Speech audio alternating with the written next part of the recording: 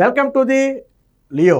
గన్నవరం మాజీ ఎమ్మెల్యే వల్లభనేని వంశీ రెండు తెలుగు రాష్ట్రాల్లో కూడా పరిచయం అవసరం లేని పేరు. ఒకప్పుడు తెలుగుదేశం పార్టీలో ఉండి తరువాత అదే తెలుగుదేశం పార్టీకి వెన్నుపోటు పొడిచి వైసీపీలో చేరినటువంటి వ్యక్తి. మొన్న ఎన్నికల్లో ప్రజలు చిత్తుగా ఓడించారు.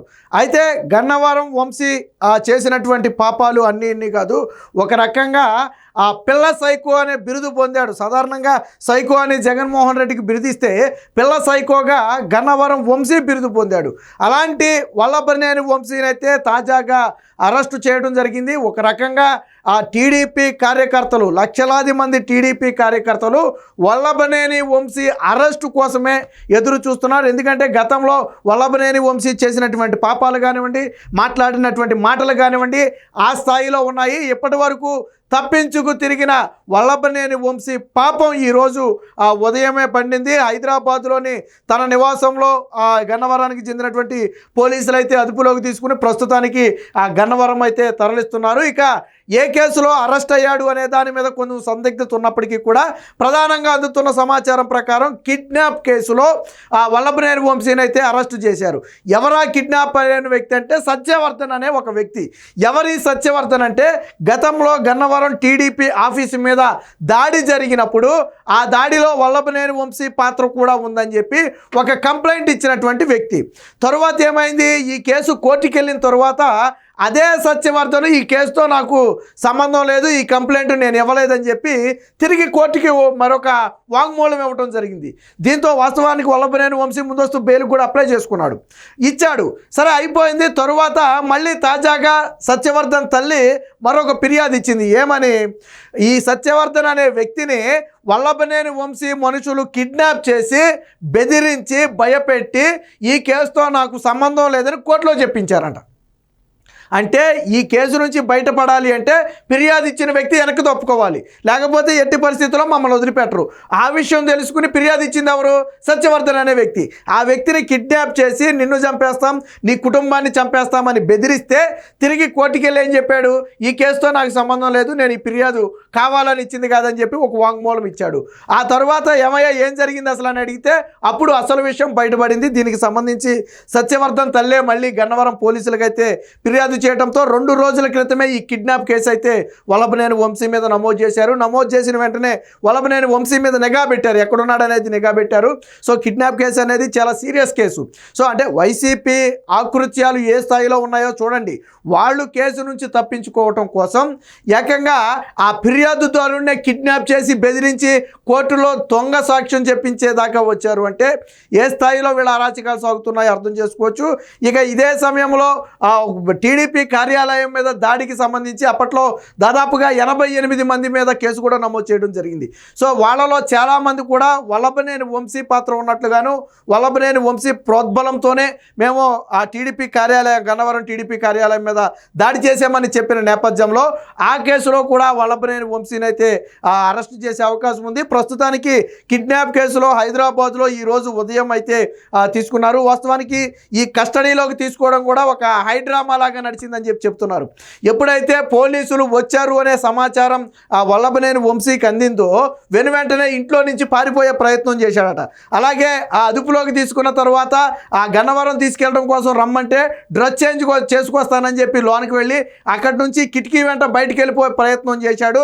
అయితే అప్రమత్తమైన పోలీసులు వెంటనే పట్టుకున్నారని కూడా చెప్తున్నారు. దీనికి సంబంధించి పోలీసులు వాస్తవాలు బయట పెడితే తప్ప అసలు ఏం జరిగిందనేది తెలియదు. అంటే వల్లభనేని వంశీ పోలీసులను చూసి పారిపోయే ప్రయత్నం చేసిన మాట వాస్తవం. గతంలో కూడా వల్లభనేని వంశీ దాదాపుగా అరెస్ట్ అయ్యాడనే వార్తలు చాలా సందర్భాల్లో వచ్చాయి. బట్ అప్పుడు వల్లభనేని వంశీ తప్పించుకున్నాడు.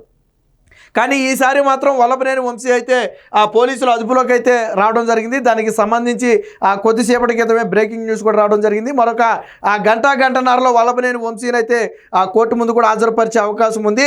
ఖచ్చితంగా వల్లభనేని వంశీకి రిమాండ్ అయితే తప్పదు అనేది ఇప్పుడు న్యాయ నిపుణులు చెబుతున్నమాట. ఎందుకంటే కోర్టులో ఉన్నటువంటి ఒక కేసులో కోర్టులో ఉన్నటువంటి ఒక సాక్షిని బలవంతంగా కిడ్నాప్ చేసి బెదిరించడం అనేది చాలా సివియర్ కేసు. ఇదేమి చిన్న చితక కేసు కాదు. కాబట్టి దీంతో పాటు ఎస్సీ ఎస్టీ అట్రాసిటీ కేసులు కూడా ఆ వల్లభనేని వంశీ మీద నమోదు చేశారని చెప్పి ప్రస్తుతానికైతే తెలుస్తుంది. సో ఏ రకంగా చూసినా వల్లభనేని వంశీ మెడకు ఉచ్చైతే బలంగా బిగుసుకుంది. ఇక గతంలో ఆ టీడీపీ నేతల మీద వల్లభనేని వంశీ ఏ స్థాయిలో విరుచుకుపడ్డాడో మనందరికీ తెలుసు. అటు లోకేష్ మీద కానివ్వండి, చంద్రబాబు గారి మీద కానివ్వండి, వల్లభనేని వంశీ తీవ్ర పదజాలంతో విమర్శలు చేసిన ఆ ఘటన కూడా మనందరికీ తెలిసిందే. వాస్తవానికి సాధారణంగా టీడీపీ కార్యకర్తలు కొంత ఆవేదనతో ఉన్నారు ఎప్పటివరకు. ఎందుకంటే ప్రధానంగా ఇద్దరి అరెస్టును వాళ్ళు బలంగా కోరుకుంటున్నారు. ఒకటి వల్లభనేని వంశీ అరెస్ట్ అయితే, రెండు కొడాలి నాని అరెస్టు. సో ఇప్పుడు వల్లభనేని వంశీ పని అయిపోయింది. దాదాపుగా కిడ్నాప్ కేసులో వల్లభనేని వంశీ దొరికిపోయాడు. అంత ఈజీగా బయటకు రాలేడు. చాలా బలమైన సాక్ష్యాలు ఉన్నాయి. అందులో స్వయంగా ఎవరైతే కిడ్నాప్కు గురయ్యాడో ఆ వ్యక్తే బలమైన వాంగ్మూలం ఇచ్చాడు. పైగా ఇది కోర్టులో ఉన్నటువంటి కోర్టు సాక్ష్యాలను తారుమారు చేయటం కానివ్వండి, లేదా కోర్టు సాక్ష్యాలను బెదిరించి భయపెట్టి మార్చడం అనేది చాలా సివియర్ కేసు. మీకు ఒకసారి కోర్టు తీర్పుని పరిశీలించండి. ఒక వ్యక్తికి బెయిల్ ఇచ్చేటప్పుడు కూడా కోర్టు మాట చెప్తుంది. ఏమని? సాక్షులను ప్రభావితం చేయకూడదు, అలాగే ఎట్టి పరిస్థితుల్లోనూ రాష్ట్రం వదిలి దేశం వదిలి వెళ్ళకూడదని చెప్పి కొన్ని షరతులు పెడుతుంది. అలాంటి సాక్షినే ఈరోజు గన్నవరం వంశీ అలియాసు గన్నవరం గోండా బలవంతంగా బెదిరించి సాక్ష్యాన్ని మార్చే ప్రయత్నం చేశారు. ఇది కోర్టు అంత సులువుగా వదిలిపెట్టే అంశం కాదు. దీంతోపాటు ఎస్సీ ఎస్టీ అట్రాసిటీ కేసులు కూడా వల్లభనేని వంశీ మీద నమోదైన నేపథ్యంలో ఖచ్చితంగా వల్లభనేని వంశీకి అయితే రిమాండ్ విధించే అవకాశం ఉంది.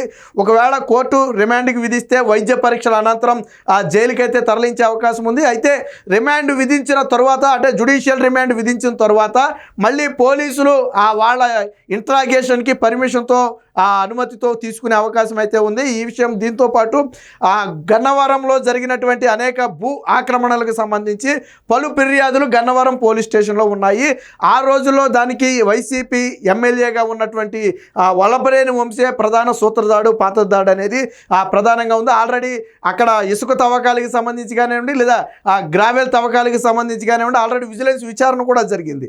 దానిలో ప్రధానంగా దోషిగా ఉన్నది వల్లభనేని వంశీ అండ్ అనుచరులు అనే విషయం ఆల్రెడీ విజిలెన్స్ అధికారులు ఇప్పటికే తేల్చారు. సో దీనికి సంబంధించి కూడా వల్లభనేని వంశీ మెడకైతే బలంగా కేసు చుట్టుకుంటుంది. కిడ్నాప్ కేసు నుంచి బయటపడే లోపు ఈ అక్రమ ఇసుక గ్రావెల్ కేసు అయితే వల్లభనేని వంశీ మెడకు చుట్టుకుంటుంది. దాని నుంచి బయటపడే లోపు టీడీపీ కార్యాలయం మీద దాడి కేసు. మొత్తానికి వల్లభనేని వంశీకి అయితే బలంగా ఉచ్చు బిగించినట్టుగా అయితే తెలుస్తుంది. దాదాపుగా కూటమి ప్రభుత్వం వచ్చిన 8 నెలల తరువాత వల్లభనేని వంశీ పాపం అయితే పండింది. ఇప్పుడు గన్నవరం ప్రజలందరూ కూడా పండుగ చేసుకునే పరిస్థితి. ఎందుకంటే వల్లభనేని వంశీ ఆ రోజుల్లో చేసినటువంటి అరాచకాలు అలాంటివి. సరే, వల్లభనేని వంశీని ఓటు అనే ఆయుధంతో గన్నవరంలో ఓడించినప్పటికీ కూడా అలాంటి వ్యక్తికి శిక్ష పడకపోతే ప్రజలు కూడా సంతోషంగా ఉండలేరు. ఎప్పుడైతే గన్నవరం వంశీ అరెస్టు జరిగింది అని తెలిసిందో, దీంతో గన్నవరం ప్రజలు కూడా హర్షాతిరేకాలు వ్యక్తం చేస్తున్నారు. గతంలో గన్నవరం వంశీ చేసినటువంటి అరాచకాలను మరొకసారి నెమరు వేసుకునే ప్రయత్నం చేస్తున్నారు. ఏది ఏమైనా మొత్తంగా గన్నవరం వంశీని, వల్లభనేని వంశీని అయితే ప్రస్తుతానికి హైదరాబాద్లో అరెస్ట్ చేసి గన్నవరం అయితే తరలిస్తున్నారు. ఈరోజు సాయంత్రం లోపు, అంటే పోలీసులు కొంతసేపు స్టేషన్లో విచారించిన తర్వాత కొన్ని కీలక ఆధారాలు రాబట్టిన తర్వాత ఈరోజు సాయంత్రానికి లేదా రాత్రి సమయానికి అయితే మెజిస్ట్రేట్ ముందు హాజరుపరిచే అవకాశం ఉంది. రిమాండ్ విధించిన వెంటనే గన్నవరం వంశీని జైలుకి కూడా తరలించే అవకాశం ఉంది. ఎస్సీ ఎస్టీ అట్రాసిటీ కేసుతో పాటు ఇది కిడ్నాప్ కేసు కావటం, అలాగే సాక్షులను ప్రభావితం చేసే కేసు కాబట్టి ఖచ్చితంగా గన్నవరం వంశీకి ఎట్టి పరిస్థితుల్లో రిమాండ్ పడుతుంది అనేది ఇప్పుడు న్యాయ నిపుణులు చెప్తున్నటువంటి మాట. Please subscribe to Leo news for more videos.